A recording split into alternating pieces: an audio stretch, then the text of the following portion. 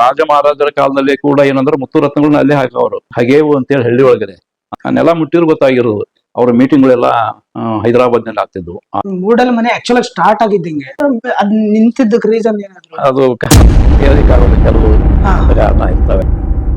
ಇದ್ದೂ ಇಲ್ಲದ ಸಂಬಂಧಗಳು ಅಂತೇಳಿ ಒಬ್ಬ ಡೈರೆಕ್ಟರ್ ಏನ್ ಕೆಲಸ ಮಾಡ್ತಾನೆ ಅದನ್ನ ಕೂಡ ನಾನು ಮಾಡಿದ್ದೇನೆ, ಕೇವಲ ಬರಗಾರನಾಗಲ್ಲ. ಆಮೇಲೆ ನೇಟಿವಿಟಿ ಬಹಳ ಮುಖ್ಯ.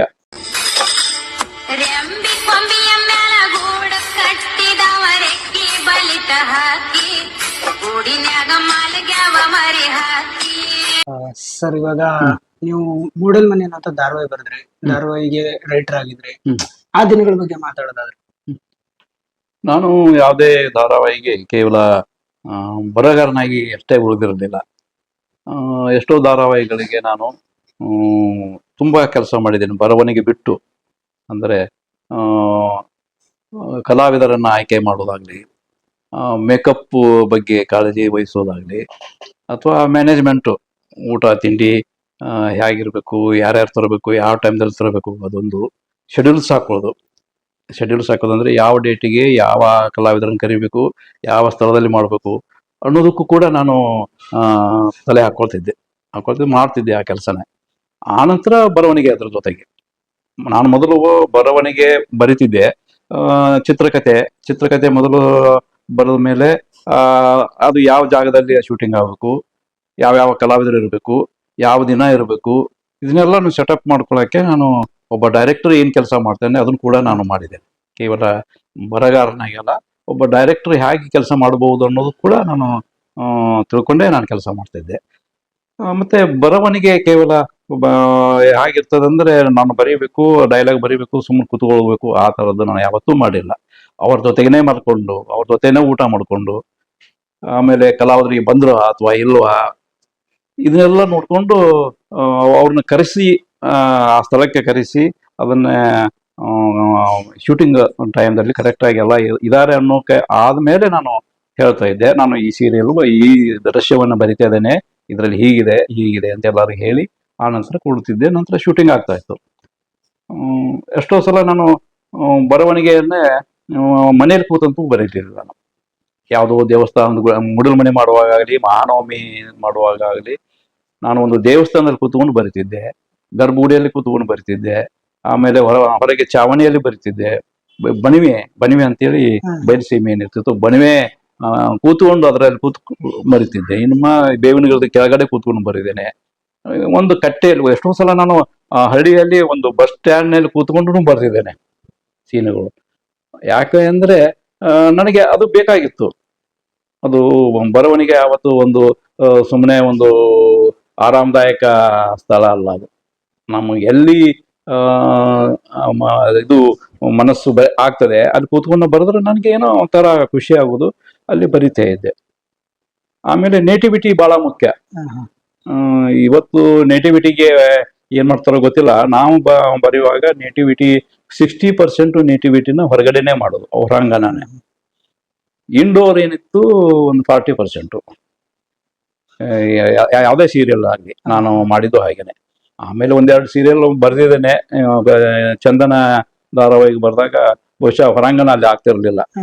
ಕಾರಣ ಏನಂದ್ರೆ ಅದು ಒಂದು ಲಿಮಿಟ್ ಇತ್ತು, ಅವರಿಗೆ ಬಜೆಟ್ ಲಿಮಿಟ್ ಇರೋದು, ಅವೆಲ್ಲ ಏನೇನೋ ಪ್ರಾಬ್ಲಮ್ ಇತ್ತು. ಆವಾಗ ಒಂದು ಸೆಟ್ನಲ್ಲಿ ಕೂತ್ಕೊಂಡು ಅಥವಾ ಇದರಲ್ಲಿ ಕೂತ್ಕೊಂಡು ಅಷ್ಟೇ ಬರಿಬೇಕಾಗಿತ್ತು. ಆದ್ರೆ ನಾನು ಹೆಚ್ಚಿನ ಧಾರಾವಾಹಿಗಳನ್ನ ಬರೆದದ್ದು ಹೊರಾಂಗಣದಲ್ಲೇ ಜಾಸ್ತಿ. ಇವಾಗ ಮೂಡಲ್ ಮನೆ ಆಕ್ಚುಲ್ ಸ್ಟಾರ್ಟ್ ಆಗಿದ್ದಂಗೆ ಇದ್ ಮೂಡಲ್ ಮನೆಗೆ ನೀವು ಒಬ್ರು ಅದ್ರಲ್ಲಿ ಪಾತ್ರ ಆದ್ರಿ.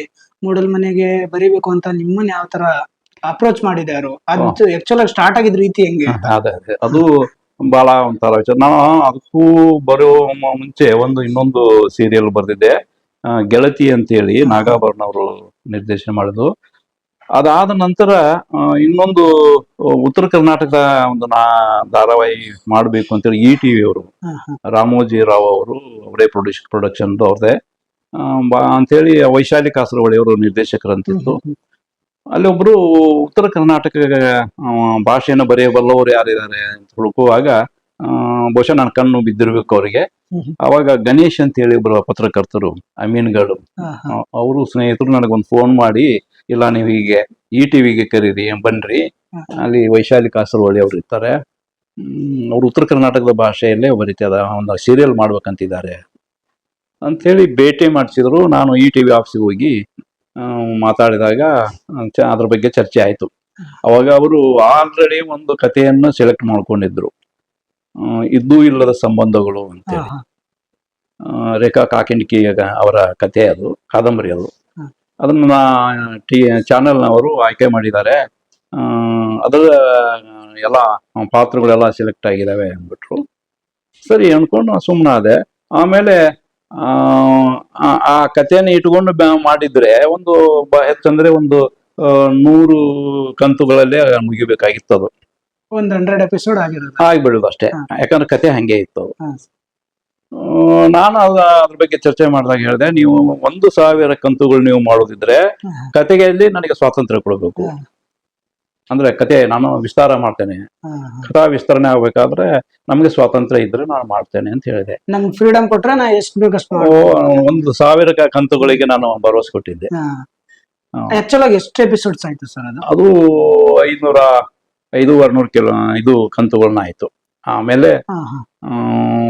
ಆಮೇಲೆ ಬೇರೆ ಬೇರೆ ಕಾರಣಕ್ಕೆ ಅದನ್ನ ನಿಲ್ಲಿಸ್ಬೇಕಾಯ್ತು. ಅದು ಮುಗಿಸಿ ಅದೇ ತರದ್ದು ಇನ್ನೊಂದು ಮಾಡಿ ಅಂತ ಈ ಟಿ ವಿ ಅವ್ರು ಹೇಳಿದಾಗ ಮಹಾನವಮಿ ಮಾಡಿ. ಅದು ಆಕ್ಚುಲ್ ಆಗಿ ಮೂಡಲ ಮನೆ ಆಗಿದ್ದು 550 ಎಪಿಸೋಡ್ಸ್ ಅಷ್ಟೇ. ಹೌದೌದು, 550 ಎಪಿಸೋಡ್ಸ್ ಆಗ್ಲಿಲ್ಲ. ಅದ್ ನಿಂತಿದ್ದಕ್ಕೆ ರೀಸನ್ ಏನಾದ್ರು? ಅದು ಹೇಳಿಕ್ಕಾಗಲ್ಲ, ಕೆಲವು ಕಾರಣ ಇರ್ತವೆ, ಹೇಳಿಕ್ಕಾಗಲ್ಲ. ನಾವು ಆಫ್ ದಿ ರಿಕಾರ್ಡ್ ಅಲ್ಲಿ ಏನೋ ಹೇಳ್ಬಹುದು ಅಷ್ಟೇ. ಪ್ರೊಡಕ್ಷನ್ ಇಂದ ನಿಂತೋಗಿದ್ದು. ಹೌದೌದು, ಪ್ರೊಡಕ್ಷನ್ ತೊಂದರೆ ಇರ್ಲಿಲ್ಲ. E T V production Ramoji Rao ಹೇಗಿದ್ರು ಅಂದ್ರೆ, ಸಾವಿರ ಮಾಡ್ತಾರ, ಓಕೆ ಮಾಡಿ, ನಮಗೆ TRP ಕೊಡ್ಬೇಕಷ್ಟೇ. ಏನವರು ಈ TRP ಕಡಿಮೆ ಇಲ್ಲದ ರೀತಿಯೊಳಗೆ ನಾವು ಅದು ಮಾಡಿದ್ದು. ಆಮೇಲೆ ಬೇರೆ ಕಾರಣಕ್ಕೆ ಆಯ್ತು ಬಿಡಿ. ಆಮೇಲೆ ನಡುವೆ ವೈಶಾಲಿ ಕಾಸರವಳ್ಳಿ ಅವರು ನಡುವೆ ಬಿಟ್ಟವರು, ಏನೇನೋ ಕಾರಣಗಳು ಅದು ಎಲ್ಲ. ಈ ಆಕ್ಚುಲ್ ಆಗಿ ನಾವೆಲ್ಲ ಇದು ಮೂಡಲ್ ಮನೆ ಎಲ್ಲ ನೋಡ್ಬೇಕಾದ್ರೆ ಫ್ಲೂಯೆನ್ಸಿ ತುಂಬಾ ಚೆನ್ನಾಗಿದೆ ಅದ್ರದ್ದು, ಉತ್ತರ ಕರ್ನಾಟಕದ್ದು. ಹೌದು. ಆ ಫ್ಲೂಯೆನ್ಸಿ ಅದು ಕಥೆನೇ ಆ ಭಾಷೆಲಿ ಇತ್ತ ಅಥವಾ ಅದನ್ನ ನೀವು ಕತೆ ಆ ಭಾಷೆಗೆ ತಗೊಂಡ್ ಹೋಗಿದ್ದ? ಅದ್ಯಾವ ರೀತಿ ಮಾಡಿದ್ದು ಅಂತ? ಅವರು ಕಾಕಿಂಡಿಕೆ ಅವರು ಕತೆ ಬರ್ದದ್ದು ಇದು ಬಾಗಲಕೋಟೆ ಕಥೆಯನ್ನೇ ಇಟ್ಕೊಂಡು ಬರ್ದಿದ್ರು. ಆದ್ರೆ ಆ ಪಾತ್ರಗಳು ನಾವು ಸೃಷ್ಟಿ ಮಾಡಿದ್ವಿ. ಆ ಸೃಷ್ಟಿಗಳು ಏನಂದ್ರೆ ನಾ ಕಂಡ ನೋಡಿದಂತ ಪಾತ್ರಗಳು ಎಲ್ಲವು. ನಾನು ಕೂಡ ಸವದತ್ತಿ ಭಾಗದಲ್ಲೇ ಹುಟ್ಟಿ ಬೆಳೆದದ್ರಿಂದ ಅಲ್ಲಿ ಜನ ನುಡಿ ಆಗಿರ್ತಿತ್ತು, ಅವ್ರ ರೀತಿ ನೀತಿ ಆಗಿರ್ತಿ ಎಲ್ಲ ಗೊತ್ತು ನನಗೆ. ಆಮೇಲೆ ನಾನು ಬ್ರಾಹ್ಮಣರ ಓಣಿಯಲ್ಲೇ ನಾನು ಹುಟ್ಟಿ ಬೆಳೆದವನು. ಬ್ರಾಹ್ಮಣ ಸ್ನೇಹಿತರೆ ನನಗೆ ತುಂಬಾ ಜಾಸ್ತಿ ಇರೋದು. ಹೀಗಾಗಿ ಅವ್ರ ರೀತಿ ರಿವಾಜು ಹೇಗೆ ನಾನು ತಿಳ್ಕೊಂಡಿದ್ದೆ, ನನಗೆ ಗೊತ್ತಿತ್ತು. ಹೀಗಾಗಿ ಅದನ್ನ ಅವ್ರ ಮಾತುಗಳು ಹೇಗಿರ್ತವೆ ಏನು ನನಗೇನು ಕಲಿಸ್ಬೇಕಾಗಿರ್ಲಿಲ್ಲ. ನಾನೇ ಪಾತ್ರ ಆಗಿ ಆ ತರ ಇದನ್ನೆಲ್ಲ ನಾನು ಮಾಡ್ತಾ ಇದ್ದೆ. ಯಾರು ಪುಸ್ತಕದಿಂದ ಓದಿ ತಿಳ್ಕೊಂಡದ್ದಂತೂ ಅಲ್ಲ. ಅದ್ ಮೂಲ ಕತೆ ಬಂದ್ಬಿಟ್ಟು ಅದೇ ಭಾಷೆಲಿ ಇಲ್ಲ, ಅಲ್ಲ, ಅದು ಬೇರೆನೆ ಆಯ್ತು. ಆಮೇಲೆ ಕಥೆನೇ ಬೇರೆ ಆಯ್ತು, ಅವ್ರು ಬರೆದ ಕಥೆನೇ ಬೇರೆ ಆಯ್ತು. ನಾನು ಕಥಾ ವಿಸ್ತರಣೆ ಬರೆದು ಆಮೇಲೆ ಕಥೆಗಳಿಗೆ ಕೆಲವು ಪಾತ್ರಗಳನ್ನು ಸೃಷ್ಟಿ ಮಾಡ್ಕೊಂಡೆ. ಅವ್ರು ಮೇನ್ 4-5-6 ಜನ ಮೇನ್ ಕ್ಯಾರೆಕ್ಟರ್ ಇಟ್ಕೊಂಡಿದ್ರು. ಆ ಪಾತ್ರಗಳನ್ನ ಹಾಗೆ ಇಟ್ಟುಕೊಂಡು ಅದ್ರ ಬಿಟ್ಟು ಇನ್ನೂ 10 ಪಾತ್ರಗಳನ್ನ ಸೃಷ್ಟಿ ಮಾಡಿದೆ ನಾನು. ಬಹಳ ಒಬ್ಬ ಕಾವಲುಗಾರನ ಕತೆ, ಆಳಿನ ಕೆಲಸ ಒಬ್ಬ ಪಾತ್ರ, ಇನ್ನೂ ಸಣ್ಣ ಪುಟ್ಟ ನಾನು ಏನು ಮಧ್ಯಮ ವರ್ಗದ ಜನ ಏನಿದ್ರು ಅವ್ರನ್ನ ನಾನು ಸೃಷ್ಟಿ ಮಾಡ್ಕೊಂಡು ಪಾತ್ರಗಳನ್ನ ಸೃಷ್ಟಿ ಮಾಡ್ಕೊಂಡು ಅದನ್ನ ದೊಡ್ಡದಾಗಿ ನಾನು ಬೆಳೆಸಿದೆ. ಅದರಿಂದ ಸ್ವಲ್ಪ ಅದು ಏನಂತ ಜನಕ್ಕೆ ಹತ್ರ ಆಯ್ತು. ಅದರ ಜೊತೆಗೆ ಭಾಷೆ ಏನಿತ್ತಲ್ಲ, ಆ ಭಾಷೆನೇ ಉತ್ತರ ಕರ್ನಾಟಕ ಭಾಷೆ ಅಂದ್ರೆ ಏನು, ಅದ್ರ ತಾಕತ್ತು ಅನ್ನೋದಕ್ಕಿಂತ ಹೆಚ್ಚಾಗಿ ಅದರ ಇರುವ ಶ್ರೀಮಂತಿಕೆ ಏನು ಅದನ್ನ ತೋರಿಸೋದು ನನಗೆ ಮುಖ್ಯ ಆಗಿತ್ತು. ಅದನ್ನ ಹೇಳಿದೆ. ಮತ್ತೆ ಈ ಟಿ ಅವರಿಗೆ ಅದು ಬಹಳ ಖುಷಿ ಆಯ್ತು. ಈಗ TRPನೂ ಬಂದ್ಬಿಡ್ತು ಅವ್ರಿಗೆ. TRP ಬಂದ್ಮೇಲೆ ಯಾರು ಕೇಳೋ ಇದನ್ನ ಅಲ್ಲ. ಹೀಗಾಗಿ ಅವ್ರಿಗೂ ಖುಷಿ ಆಯ್ತು. ಇಲ್ಲ, ಮಾಡಿ ಮಾಡಿ ಮಾಡಿ ಅಂದರು. ಮತ್ತೆ ಈ ಮೂಡಲ್ ಮನೆ ಮುಗಿದ್ಮೇಲೆ ಮತ್ತೆ ನಿಮ್ಗೆ ಯಾವ್ದೇ ರೀತಿ ಈ ರೈಟಿಂಗ್ ಕೆಲಸಗಳು ಆ ತರ ಮತ್ತೆ ಯಾವ್ದಾದ್ರು ಬಂದಿತ್ತಾ? ಬಂದಿತ್ತು. ಅದೇ ಮಹಾನವಮಿ ಈ ಟಿ ಅವರೇ ಮಾಡಿದ್ರು. ನೀವೇ ಬರೀಬೇಕು ಅಂತ ಹೇಳಿದ್ರು. ಅವ್ರ ಪ್ರೊಡಕ್ಷನ್ ಅವರೇ ಮಾಡಿ ಈ ಟಿ ಚಾನೆಲ್ನವರೇ ಕರೆದು ಹೇಳಿದ್ರು, ಇಲ್ಲ ನೀವೇ ಮಾಡ್ಬೇಕು ಅಂತ. ಆಮೇಲೆ ಅವರ ಮೀಟಿಂಗ್ಗಳೆಲ್ಲ ಹೈದರಾಬಾದ್ನಲ್ಲಿ ಆಗ್ತಿದ್ವು. RFC ರಾಮೋಜಿ ಫಿಲ್ಮ್ ಸಿಟಿ ಒಳಗೆ ಮೀಟಿಂಗ್ ಕರೆಯವರು ಒಂದೊಂದ್ಸಲ ಅಲ್ಲೇ ಬಂದು ಮಾಡ್ರಿ ಅಂತ ಹೇಳಿದ್ರು. ನಾನು ಒಪ್ಪಲಿಲ್ಲ. ರಾಮೋಜಿ ಫಿಲ್ಮ್ ಸಿಟಿಯಲ್ಲಿ ಮಾಡೋದು ಬೇಡ, ಯಾಕಂದ್ರೆ ನಮ್ಮ ನೇಟಿವಿಟಿ ಇರಬೇಕಾದಂತ ವಿವರಣೆಗಳು ರಾಮೋಜಿ ಫಿಲ್ಮ್ ಸಿಟಿಯಲ್ಲಿ ಸಿಗ್ತಿರ್ಲಿಲ್ಲ. ನಾ ಸಿನಿಮಿಕ್ಕಾಗಿ ಮಾಡಬಹುದು ಅದನ್ನ. ಆದ್ರೆ ಒಂದು ಧಾರಾವಾಹಿಯಾಗಿ ಉತ್ತರ ಕನ್ನಡದ ಧಾರಾವಾಹಿಯಾಗಿ ಮಾಡ್ಬೇಕಾದ್ರೆ ಅದು ನಾವು ಹಳ್ಳಿಯಲ್ಲೇ ಕೂತು ಮಾಡ್ಬೇಕು. ಅದು ಹಳ್ಳಿಯಲ್ಲಿ ಸಿಕ್ಕರೆ ಒಂದು ಎತ್ತು ಸಿಗ್ತದೆ, ಎಮ್ಮೆ ಸಿಗ್ತದೆ, ಒಂದು ಕೋಳಿ ಸಿಗ್ತದೆ. ಆ ಕಥೆಯಲ್ಲಿ ನಾನು ಮಹಾನವಮಿ ಸೀರಿಯಲ್ ಬರೆಯುವಾಗ ಒಂದು ಹಗೆ ಅನ್ನುವಂತ ಒಂದು ಪದ ಇದೆ. ಹಗೆವು ಅಂತೇಳಿ ಹಳ್ಳಿ ಒಳಗಡೆ ಅಂದ್ರೆ ಸುಮಾರು 30 ಅಡಿ ಕೆಳಗಡೆ ಒಂದು ಏನು ಜೋಳ, ಗೋಧಿ, ನವಣಿ ಇವನ್ನೆಲ್ಲ ರಕ್ಷಣೆ ಮಾಡೋಕೆ ಅದನ್ನ ಇಡೋರು, ಅದಕ್ಕೆ ಹಗೆವು. ಆ ಹಳ್ಳಿ ನಾನು ಕೆಲಸ ಮಾಡುವಂತ ವಾಡೆ ಏನಿತ್ತಲ್ಲ, ವಾಡೆದಲ್ಲಿ ಸುಮಾರು ಏನಿಲ್ಲ ಅಂದ್ರು ಒಂದು 60-70 ಹಗೆಗಳು ಅಲ್ಲೆಲ್ಲ ಇದ್ದು, ಬರೀ ಒಂದು ವಾಡೆದಲ್ಲಿ ಇದ್ದು. ಅದೆಲ್ಲ ನೋಡಿದೀರಾ ನೀವು? ಹೌದು, ನೋಡಿದ್ದೇನೆ. ಆಮೇಲೆ ಎಷ್ಟೋ ಹಗೆಗಳನ್ನ, ಮುಚ್ಚಿದ ಹಗೆಗಳನ್ನ ನಾವು ಹುಡುಕಿ ಕೊಟ್ಟಿದ್ದೇನೆ ವಾಡೆದವರಿಗೆ. ನೋಡಿ ಇಲ್ಲಿ ವಾಡೆ ಇದೆ ನೋಡಿ, ಇದು ಹಗೆವದಿ ಅಂತ. ಮೂಡಲ್ಮನೆ ಮಾಡ್ಬೇಕಾದ್ರೆ ಮೂಡಲ್ಮನೆ ಆಯ್ತು ಮತ್ತು ಎರಡಕ್ಕೂ. ಯಾಕಂದ್ರೆ ಒಂದು ರೀತಿ ಹಗೆ ಎಲ್ಲೇ ಹೋಗಿದೆ ನನಗೆ ಏನೋ ಗೊತ್ತಾಗ್ತಿತ್ತು. ಅದು ನೆಲ ಮುಟ್ಟಿದ್ರು ಗೊತ್ತಾಗಿರೋದು. ಒಂದು ಹೋಗುದೇನೋ ಒಬ್ಬ ಏನ್ಗೆ ನಟರಾಜು ನಟರಾಯ್ ಅವ್ರಿಗೆ ಹೇಳಿದೆ ನಾನು, ಇಲ್ಲೊಂದು ಹಗೆ ಅದೇ ರೀ, ತೆಗಿಸ್ಬೇಕು ಅದನ್ನ ಅಂತ. ಏನಂತ ಹುಡುಕಿ ನೋಡಿದ್ರೆ ಅಲ್ಲೊಂದು ಹಗೆ ಅದೇ ದೊಡ್ಡ ಆಗ್ಲೇ ಅಲ್ಲಿ ಹಿಂದೆ ರಾಜ ಮಹಾರಾಜರ ಕಾಲದಲ್ಲಿ ಕೂಡ ಏನಂದ್ರೆ ಮುತ್ತು ರತ್ನಗಳನ್ನ ಅಲ್ಲೇ ಹಾಕವರು. ಆತರ ಏನಾದ್ರು ಹಾಗೆ ಸಿಕ್ತು. ಜೋಳುಗಳು ಸಿಕ್ಕು, ಯಾವ ಕಾಲದಾಗ ಹಾಕಿದ್ರು ಏನೋ, ಆ ಜೋಳು ಹಾಗೆ ಇತ್ತು, ಚೆನ್ನಾಗನೇ ಇತ್ತು. ಇರುತ್ತೆ, ಅಷ್ಟು ವರ್ಷ ಆದ್ರೂ ಇರುತ್ತೆ, ಏನೂ ಆಗಿರ್ಲಿಲ್ಲ. ಆ ಬೇವಿನ ತಪ್ಪಲ ಹಾಕಿ ಏನೇನೋ ಮುಚ್ಚಿಟ್ಟಿರ್ತಾರೆ, ಏನೂ ಆಗಿರ್ಲಿಲ್ಲ ಅಂತ. ಹಗೆವನ್ನು ನೋಡಿ ಹಗೆ ಮೇಲೆ ಒಂದು ಚಿತ್ರಕಥೆ ಬರೆದೆ ನಾನು.